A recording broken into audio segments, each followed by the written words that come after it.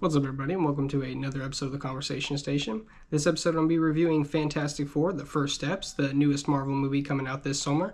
With this movie and Superman, it has been the summer of superhero movies, so I'm just going to give it a review. I saw this movie in 3D D-Box, so I'm just going to talk about what that is, talk about how the movie affected me, and how this movie affects the Fantastic Four's place in the MCU overall. So let's get right to it. Now, the first thing I will say about this movie is the pacing is fast. We have to remember that the MCU is trying to establish the first family, and while giving them their first story and their debut movie, they're also trying to give them a feel like they've always been kind of out there somewhere. And just, with how loved and how long they've been fighting for their planet and their world is definitely something that was showcased in the trailers and just was brought through way more in the movie itself. And it just goes to show how long they've been in their universe and how long they've been saving it and stuff like that, which is really cool. It just, establishes them a little more, even though their time is in the 1960s, not necessarily caught up with ours. So it was just really cool to see them play with that. Now the beginning of it plays a bit like a comic itself, just flipping through some pages. It gives the highlights of the Fantastic Four while giving little pieces of their story and how they got their powers and things like that, with just a quick shot of Ben knocking out a window of the shuttle as they come back. So not really so much of them discovering and figuring out their powers, just the fact that they got them and the story of the cosmic rays and all that, being still true to the origins. So that was pretty cool. But it takes us quickly through their first few fights and encounters and the ways they've saved the city and the world. They saved it from the Mole Man, which is played by Paul Walter Hauser. He did a fantastic job in a funny way and delivered his lines perfectly, even though in the small bits we saw him. I think anything else we may see him in any future glimpse would be really cool, but I'm not really sure if that character is going to be fleshed out anymore. But it was definitely still cool to see him in the subterranean level and stuff like that, and how much they're willing to work with him, and just how much they let the character kind of be. Now we obviously see this city is extremely advanced while still being in the 1960s, probably thanks to Reed Richards and all of the team, just being scientists and smart people, probably using patents to make their business as fruitful as they can, so they can work on tinkering and continuing to do things like that. There's mention of the Future Foundation, but it's more like a United Nations type deal. We see a quick shot of Latveria, who doesn't show up to the sort of United Nations style meeting that they have. So that's a cool little thing. As we know, Dr. Doom is the president of Latveria, so it's definitely some interesting little nod there. But the beginning is definitely light and very awesome, and like I said, reads through feels almost like flipping through a comic book and just kind of going through a story quickly. Because, like I said, not too much on the origin. We're just getting to where we currently are. Sue being pregnant with Franklin and everything that happens after that. So Galactus is obviously the main big bad here, with the Silver Surfer, coming in to give the warning signal. And just how far we've come with digital effects is, freaking awesome. And every single time we see a movie like this and a character like this that gets to be brought to life. But it was just some really cool scenes. And Galactus did a great job at being the big bad. It was an absolutely thrilling ride. This movie was more, kept a serious tone throughout. I think Marvel is starting to, not starting to, but I think they're paving the way to kind of start to have a more serious tone. Less of undercutting with a joke every single time. There were some scenes where they just kind of let it be. There was no joke undercutting or somebody having to say some kind of quip or some kind of funny little thing in order to end it. Some stuff just kind of remained serious, and I think that was really awesome. Like I said, it's just more of that dark feel, more serious feel, because these are serious life, world-ending situations. So yeah, it's just nice to see that, it gets taken in a more dramatic turn, not just in small moments then to be undercut by a joke, but to fully be felt the weight of the moment and the scene and everything else that's going on around it. One of those scenes will be the scene when they find out that Galactus wants Franklin, and, the world's obviously upset at the Fantastic Four at the idea of them not giving the child up. And, Invisible Woman, Sue goes out there and basically just tells them, essentially says, I wouldn't ask you to give up anything I'm not going to give up, but I'm not going to abandon you either. Essentially the same ideals that Cap has. We don't trade lives. You don't trade one for another, and, one isn't worth more than anybody else's. So it was definitely an interesting way to flesh out those characters, and an interesting way to, like I said, introduce these characters to the MCU with that serious tone, while also letting Johnny and the Thing be as playful as they've always been. Ben obviously crushing the little figurine of Johnny and blowing the dust of it. That was really cool. Little funny stuff like that. Johnny teasing him to say clobbering time. It was just a lot of fun. Lot less funny moments, just a lot of fun. But still, little funny stuff too added here and there that Marvel obviously can't get away from, just because in comic books, in Marvel, with these characters, you're going to have little quips and stuff like that are just awesome, and they do fit, and they're supposed to be there. But this one definitely had more fun and less undercutting with funny and jokes, and I think that was a big part of why this movie, for me, worked so well. Seeing all of their powers and how they were showcased and how experienced they were and weren't with the powers was also very interesting. Just how strong they were and how much they were willing to push themselves in the fight, to see how uncomfortable Reed was with using his stretching, almost like he was scared to use it out in public, like he hadn't used it that much. Or, but once it came time to get into action, he really, did his thing. We see him get, stretched beyond limits and things like that, and it was just extremely cool to see the fact that their powers really got utilized. Johnny being the one I think we see the most power of. Ben we just see his form all the time, and he's in full form pretty much the whole movie except for a few flashbacks.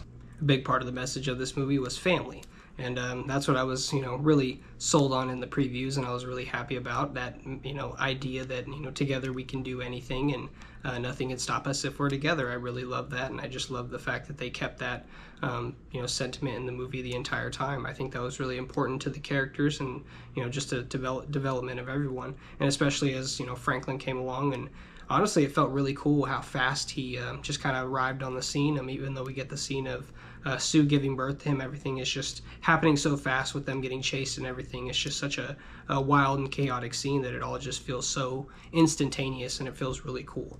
But to have him added into the story, and to not know how or what he's going to be, and they're just as unprepared and unknowledgeable as we are, the audience. So Sue and Reed obviously very worried about who and what he's going to be, if he has any powers. Reed obviously making a machine to find out if Franklin has any powers, and Galactus telling Reed that the kid's shielding his powers from you. He shields his abilities.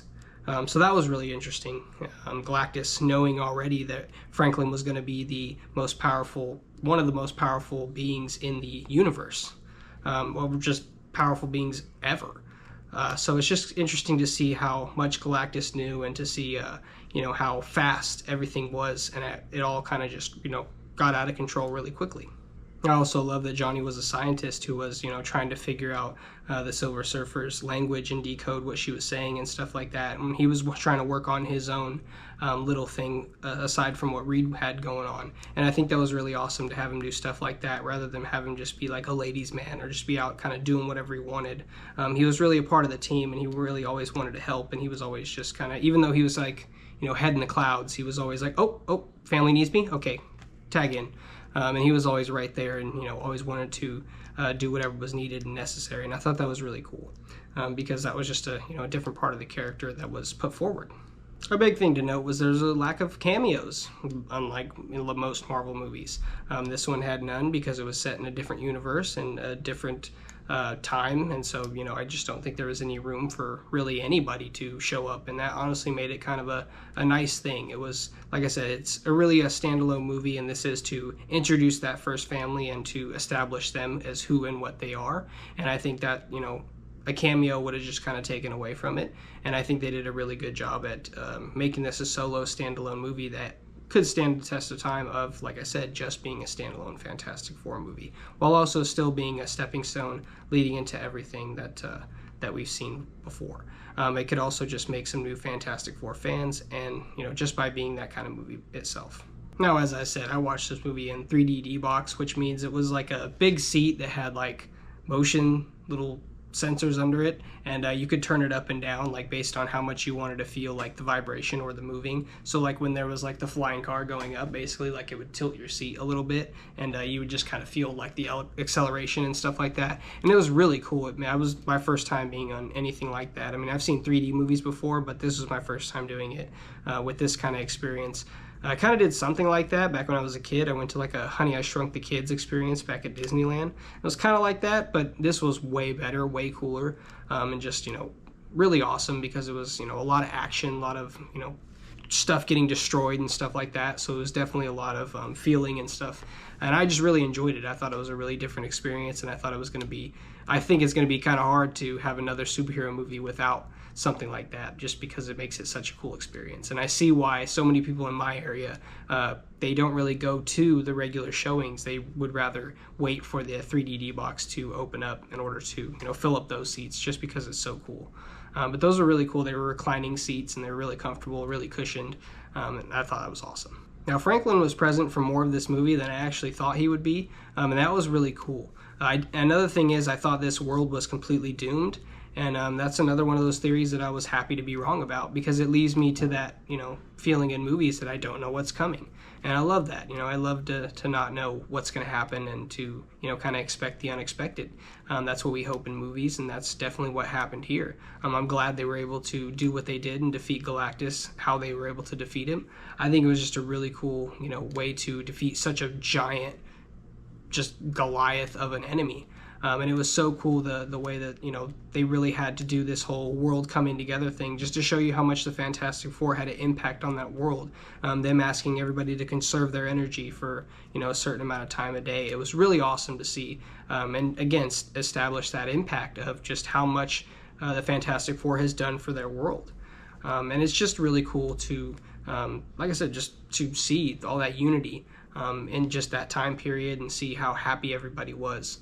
And it was because of the Fantastic Four and all the advancements and things like that they were able to help with, as well as saving the world from various monsters and criminals and things like that. Another question I had was, were we going to see any of Franklin Richards' powers? And that was, we could see nothing, and I was really expecting to see nothing at all. But if you've seen the movie, you know that Sue essentially dies. She's gone. Reed works on her for quite a while, and Franklin, they lay Franklin on her chest, and he essentially says, nope, not today. And he brings his mom back from the void. And you could see it in her eyes that, she has that cosmic look in her eyes, and that's when she tells Reed, like, he's not me or you, he's something more. And, she realizes, like, no, he literally reached into the afterlife and said no. And honestly, if that's just a taste of his power in the MCU, I can't wait to see what they do with him next. He's going to prove to be an extremely powerful being, and how they use that power is just, definitely going to be up to them. Now, as we know, they are set to return in Avengers Doomsday, and everybody is extremely excited for their return. I think I've seen a post that said they're done finishing all their scenes for Avengers Doomsday as the Fantastic Four, so to see how much they're in the movie, or to what extent, is definitely going to be interesting. In that last end credit scene, we see a young Franklin Richards with Doctor Doom. Which Doctor Doom is definitely the question. Is it going to be the Doctor Doom from their reality, or the one that Robert Downey Jr. is portraying? But as we've seen, this family is willing to go to absolute war for Franklin. So depending on what happens with Doctor Doom and Franklin in those next scene is going to determine how much they're in Avengers Doomsday.